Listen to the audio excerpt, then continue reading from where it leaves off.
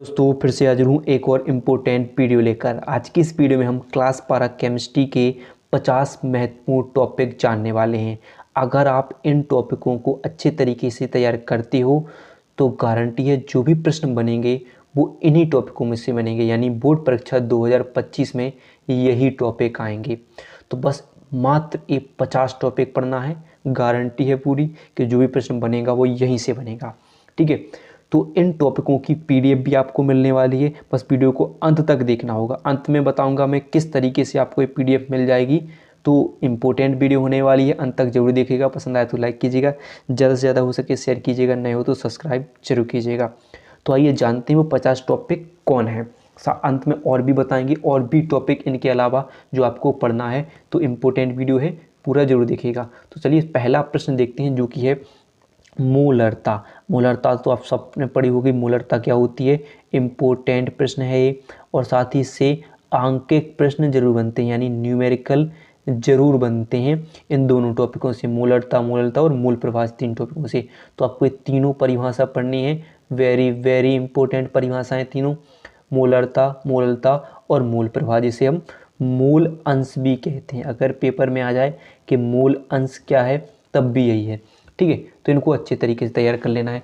तो जिसके बाद अगला प्रश्न जो कि है हेनरी का नियम। हेनरी का नियम आप जानते हो कितना इंपॉर्टेंट है। हेनरी का नियम और इसकी सीमाएं, और राउल्ट का नियम और इसकी सीमाएं, इंपॉर्टेंट प्रश्न होते हैं। दोनों इंपॉर्टेंट प्रश्न। हेनरी का नियम पढ़ना है, हेनरी के नियम की सीमाएं, राउल्ट का नियम क्या है, राउल्ट के नियम की सीमाएं इंपॉर्टेंट हैं। बस इन टॉपिकों को अच्छे तरीके से तैयार करना है जो भी इनमें प्रश्न हों।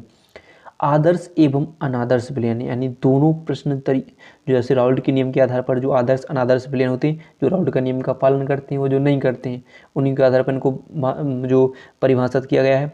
तो आदर्श अनादर्श विलयन इंपॉर्टेंट है, पढ़ लेना है। परासरण तथा परासरण दाब। परासरण क्या होता है, परासरण दाब तो इम्पोर्टेंट होते हैं परासरण दाब। फिर देखिए विशिष्ट चालकता। विशिष्ट चालकता, मोलर चालकता की परिभाषा आपको पढ़ लेना है, इम्पोर्टेंट होंगी परिभाषा, दोनों अच्छे तरीके से तैयार करना है। फिर देखिए अगला है कोलराउस का नियम तथा इसके अनुप्रयोग, वेरी इंपॉर्टेंट नियम है कोलराउस का नियम, इसके अनुप्रयोग भी बहुत इंपॉर्टेंट है। फिर फैराडे के विद्युत अपघटन का नियम, तो इम्पोर्टेंट ये भी प्रश्न होगा। फैराडे के नियम पढ़ना है, अच्छे तरीके से तैयार करना है। बस मात्र जो बचे 3 महीनों में इन्हीं टॉपिकों को रटते रहिए, पढ़िए। जो भी आपके प्रश्न बन रहे हैं इनसे अति लघु बन रहे हैं, शॉर्ट बन रहे हैं, विकल्प बन रहे हैं, जो भी बन रहे हैं इनको तैयार करना है सभी अच्छे तरीके से। टॉपिक का मतलब संपूर्ण तैयारी, जो भी इस टॉपिक की संपूर्ण तैयारी। फिर गारंटी है कैसे नहीं प्रश्न बनते हैं आपके पेपर में। फिर आपको इलेक्ट्रोड पढ़ना है। फिर इलेक्ट्रोड विभव क्या होता है, इलेक्ट्रोड विभव इंपॉर्टेंट होगी। विद्युत रासायनिक सेल, विद्युत रासायनिक सेल में जितनी भी डैनियल सेल, लेक्लांसी सेल, जो सभी को पढ़ना है, अच्छे तरीके से पढ़ना है। इनके लिए विद्युत रासायनिक सेल पढ़ोगे तो उसमें जो विद्युत सेल हैं जो अच्छे तरीके से तैयार कर लीजिएगा बस। ठीक है, फिर अगला प्रश्न जो कि है विद्युत रासायनिक श्रेणी और इसके जो अनुप्रयोग हैं विद्युत रासायनिक श्रेणी के, वो भी तैयार करना है, क्योंकि ये प्रश्न बहुत ही इम्पोर्टेंट प्रश्न है। विद्युत रासायनिक श्रेणी, उसके गुण जरूर पूछ ले जाते हैं पेपर में, तैयार करना है। फिर है कि सेल का विद्युत वाहक बल।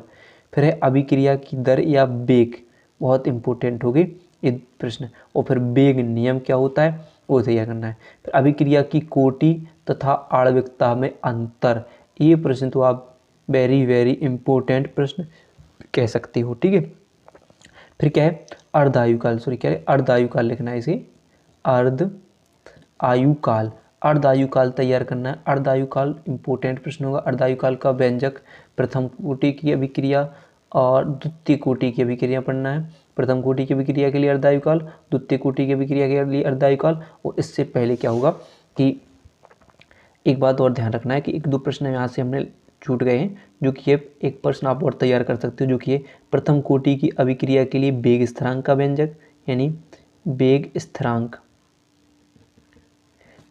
का व्यंजक।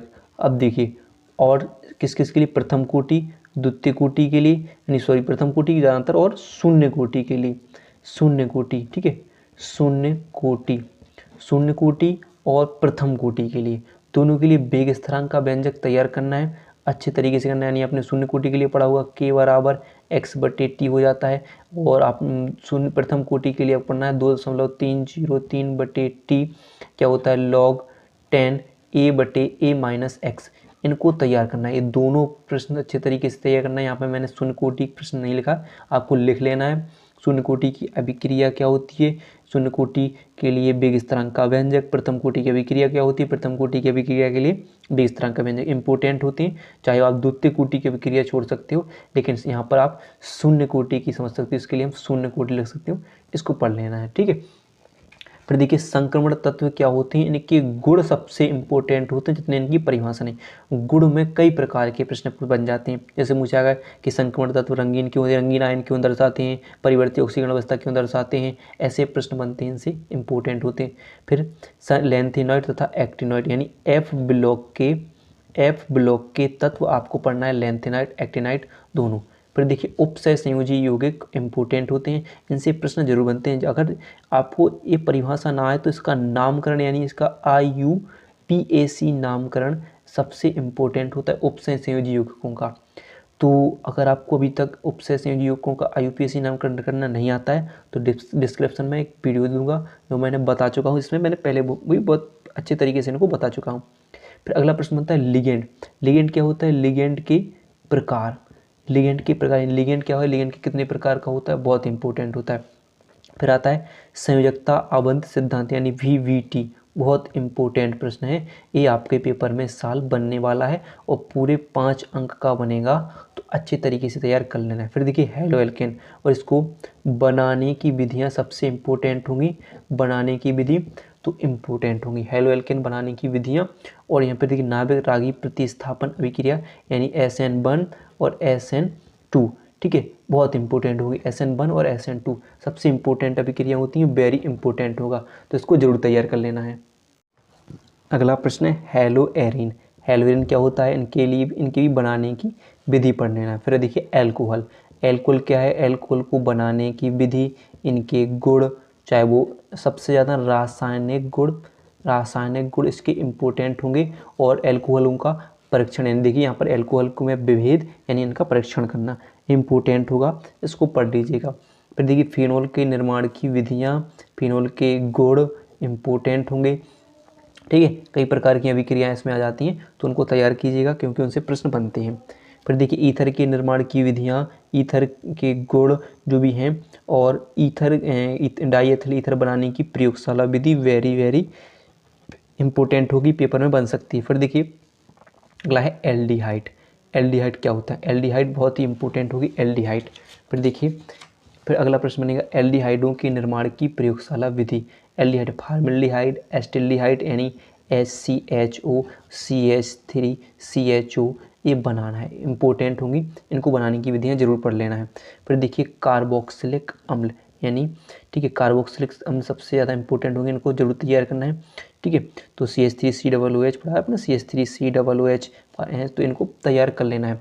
फार्मेकॉल अम्ल यानी HCOOH, इनको बनाने की विधियाँ, फार्मेक अम्ल कैसे बनाया जाता है, सभी तरीके से इनके गुण अच्छे तरीके से पढ़ लीजिएगा क्योंकि पेपरों में बनेंगे, पेपरों में इससे प्रश्न जरूर बन जाते हैं। फिर देखिए नाइट्रोबेंजीन।